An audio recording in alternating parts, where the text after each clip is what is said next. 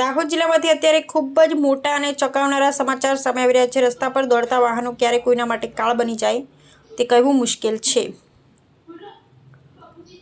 દેવગઢ બારિયા શહેરમાં આજે ગમખ્વાર અકસ્માત સર્જાયો છે, જેણે આસપાસના વિસ્તારમાં અરેરાટી મચાવી દીધી છે। આવો જોઈએ આ ઘટનાની પૂરી વિગત। દાહોદ જિલ્લામાંથી અત્યારે ખૂબ જ મોટા અને ચોંકાવનારા સમાચાર સામે આવી રહ્યા છે। રસ્તા પર દોડતા વાહનો ક્યારે કોઈના માટે કાળ બની જાય તે કહેવું મુશ્કેલ છે। દેવગઢ બારિયા શહેરમાં આજે એક ગમખ્વાર અકસ્માત સર્જાયો છે, જેણે આસપાસના વિસ્તારમાં અરેરાટી મચાવી દીધી છે। આવો જોઈએ આ ઘટનાની પૂરી વિગત। ઘટના છે દેવગઢ બારિયાના રાજમહેલ વિસ્તાર પાસેની, જ્યાં રસ્તા પરથી પસાર થઈ રહેલા એક બાઇકને ટ્રક અને બોલેરો કારે પોતાની અડફેટે લીધું હતું। આ એક સામાન્ય નહીં પરંતુ ટ્રક, બોલેરો અને બાઇક વચ્ચેનો ભયાનક ટ્રિપલ અકસ્માત હતો।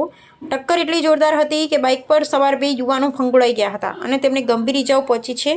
જોકે આ દુર્ઘટના સમયે સ્થાનિક લોકોની જાગૃતતા ઉડીને આંખે વળગી હતી। ઘટનાની જાણ થતાં જ લોકોના ટોળેટોળા ઉમટી પડ્યા અને સમય સૂચકતા વાપરી બંને ઘાયલ યુવાનોને તાત્કાલિક દેવગઢ બારિયાની સરકારી હોસ્પિટલમાં પ્રાથમિક સારવાર માટે ખસેડ્યા હતા। દર્શક મિત્રો, બંને યુવાનોની સ્થિતિ હાલ નાજુક હોવાનું જાણવા મળ્યું છે। પ્રાથમિક સારવાર બાદ તબીબોએ તેમને વધુ સારવાર માટે મોટી હોસ્પિટલમાં રિફર કર્યા છે, જેમાં ડાંગરિયા ગામના રહેવાસી હરેશભાઈ સરતનભાઈને દાહોદની ઝાયડસ હોસ્પિટલમાં ખસેડવામાં આવ્યા છે, જ્યારે કાર્તિક અર્જુનભાઈની ગંભીર સ્થિતિને જોતા તેમને વડોદરાની સિવિલ હોસ્પિટલમાં લઈ જવામાં આવ્યા છે।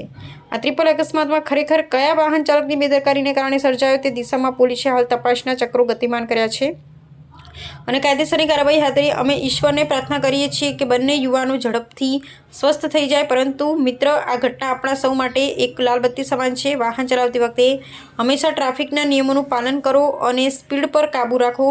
તમારી એક નાની ભૂલ કોઈના પરિવાર માટે મોટી મુસીબત બની શકે છે। અહેવાલ ફારૂક બિલખિયા, અમરેલી।